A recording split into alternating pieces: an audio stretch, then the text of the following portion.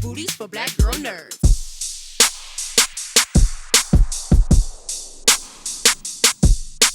Kelly, thank you so much for taking the time to talk to Black Girl Nerds. I am so excited to talk to you about this new series, this revival, because Yes. it's not really new. We're familiar with Frasier. Frasier is iconic, especially in the landscape of 90s TV. And I'm so excited to talk to you, Black female director, behind the scenes, crafting and curating some of these episodes. Specifically, you directed episodes 3 and 6. And I wanted to know, how did you even get connected to this series? That is a great question, Jamie. So I directed many 2 episodes of The Game, Love that which show. come on, which was wonderful. So I met a wonderful executive over there. His name is Tom Russo, and he's part of Gramnet, Kelsey Grammer's company. And it was a love fest. So he was like, "Do you love Frasier?" And I was like, "Of course, who would love Frasier? Come on now." And I'm not, I'm not even thinking about it. I'm like, why would he ask me that question? And then lo and behold, I get a call to meet with the writers of this revival. And it was like being in an all-star Frasier camp. Just, we talked about every episode. Because I watched, Kelsey Grammer from Cheers onto the Frasier series. So I watched every episode of Frasier. So I knew everything about it, our favorite episodes, everything. So it was a pretty seamless thing. Like, we just all was meeting of the minds. That's awesome. And I love how you're still in the Paramount family with going from The Game to Frasier. So Yes. that's really, really awesome. What is it about Frasier and this revival that makes it unique to the Frasier that we've all come to know and love with the first series? Well, what I love about any opportunity you can get to see characters grow and characters move on. There's been so many shows that's like, wow, whatever happened to that person? What really happened to their life? But to see him in his third act with a grown son, dealing with different issues, but with the same kind of self-deprecating thing that he always had, that we love so much. It's just really beautiful to watch him from what he was to who he is now. He's trying to date. He's trying to get to know his son. His father has passed. So he's in a different place, as we all are. So we've moved with this character, which is wonderful. I love that aspect.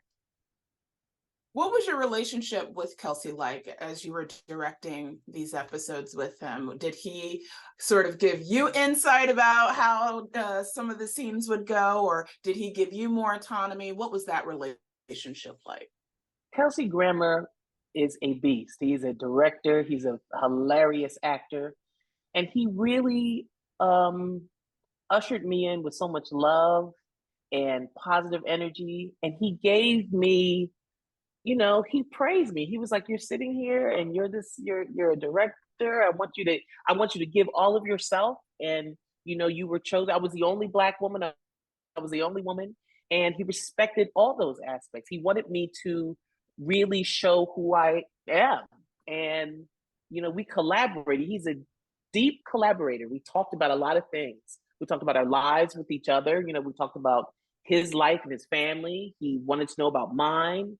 And he wanted to know how I felt about talking to actors. And so he was very hands-on with me in a positive, wonderful way.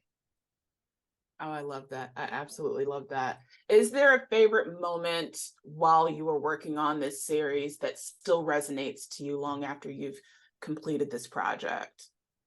Oh, there's so many. But okay, so Blind Date, I directed. This is like a big thing for me in my career and in my life. But multicam, as you know, is shot in front of a live studio audience. And most of the time, we pre-shoot scenes. People see them on the monitors. But for this show, everything's done live. So we camera block on days. Yeah. So I had a 22-page scene for Blind Date which was like, when I was reading it in the script, I was like, God, this is so daunting. How am I going to do 22 pages in one scene? Whew. And I challenged myself. There were, there's 4 cameras, so I got to be creative. I got to be like a mini Jimmy Barrows, who is the GOAT.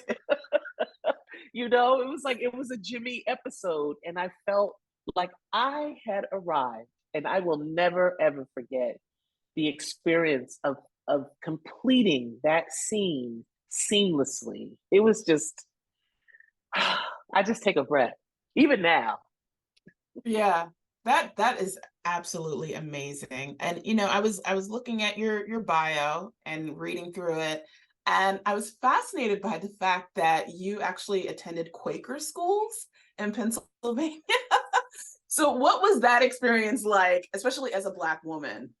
Because that's just kind of Oh, not really heard of or common, I should say. I am so happy you asked that. It was a wonderful, life altering, life changing experience.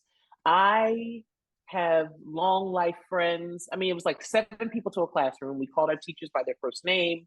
We did this wonderful thing every day, which was kind of a meditation. It was called meeting.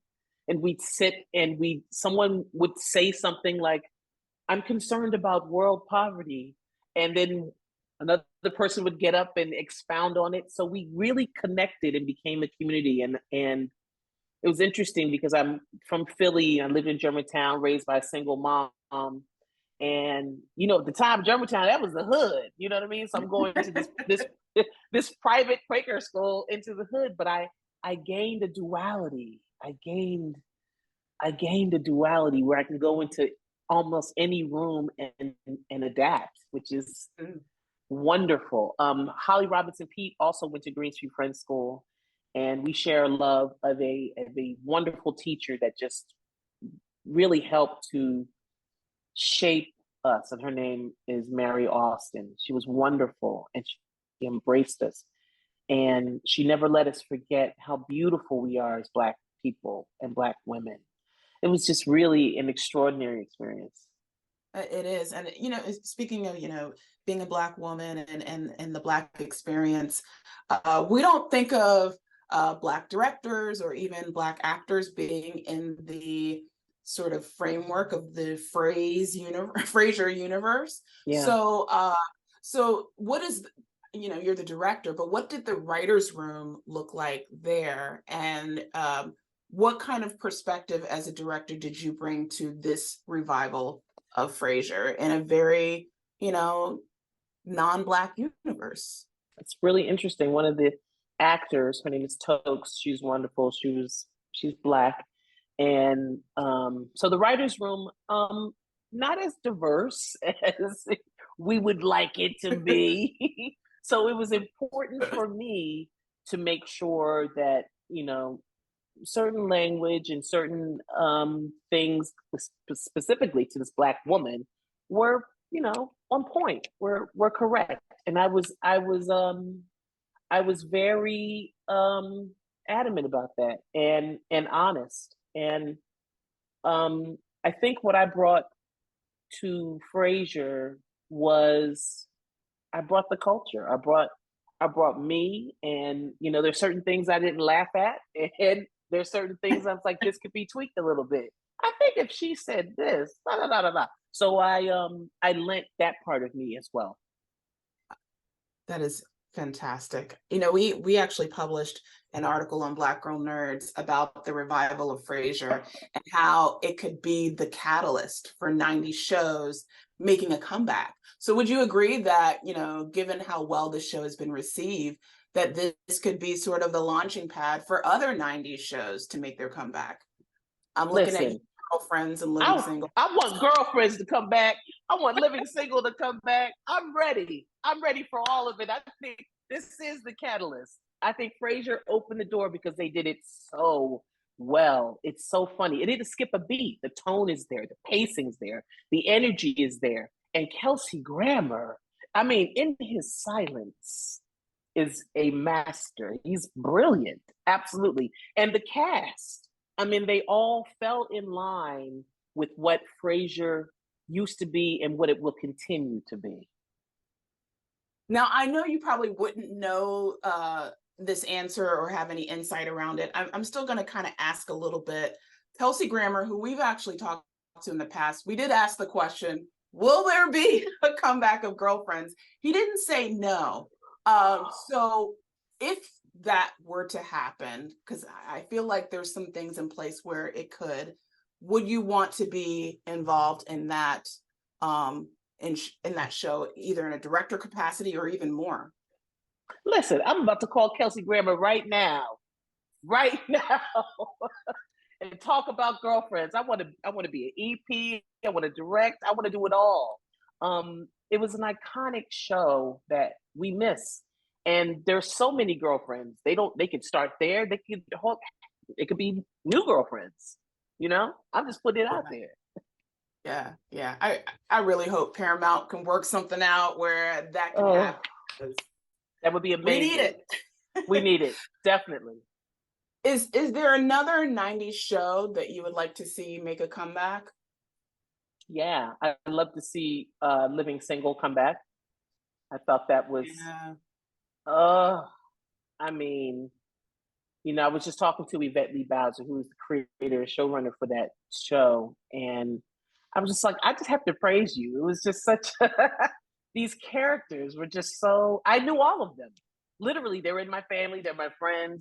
I'd love to see that come back. These women were strong. They had wonderful jobs and opportunities, and it just really shined the light on all the positive things about us. It did. It's such it's a show that still resonates with so many people. And Frasier has resonated with so many audiences as well. But now that with this revival and it being a little bit more diverse, having folks like you behind the scenes help cultivate this, what do you hope that audiences that didn't really connect with Frasier in the 90s will get out of this revival? I hope that they see that, you know what, this is a human being, this is a human story. We can relate. Listen, I personally can relate to half the stuff that he's done and the things that he's been through. I mean, we all have family members that are annoying. We all have people in our life, self-deprecating moments. We all have struggles, and that's what this show represents to me. I think it's open to the world, and I'm a Black woman from Philadelphia, and I'm watching Frasier as a kid, okay? And I could totally relate. I mean, Frasier's brother was just like my sister. Frasier's dad was like my mother.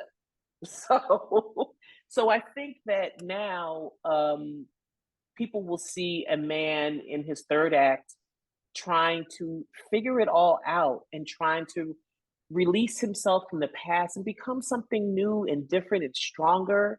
I think they can see that in how it's written. The stories are beautiful and funny and heartwarming. There's so much heart there.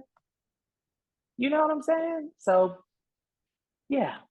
Yeah, it's a show that's resonated with so many people. I hope it expands to a wider audience with this revival. We've written many articles in the past about Frasier and just our love as fans for the series. And I'm so glad that you are behind it and that there are more of us in those writers' rooms, in the director's chair, you know, putting some really great work behind these shows. So Kelly, thank you so much for taking the time to talk to Black Girl Nerds. It was an honor and a privilege to talk to you today. Thank you, Jamie. You guys are amazing. Continue. If you need anything from me, holler at me, because I'm a Black Girl Nerd too. I certainly will. Thank you so much. You take care. Thank you. You too. All right. Bye. Bye.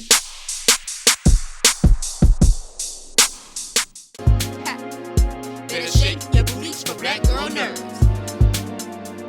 Better shake your booties for Black Girl Nerds.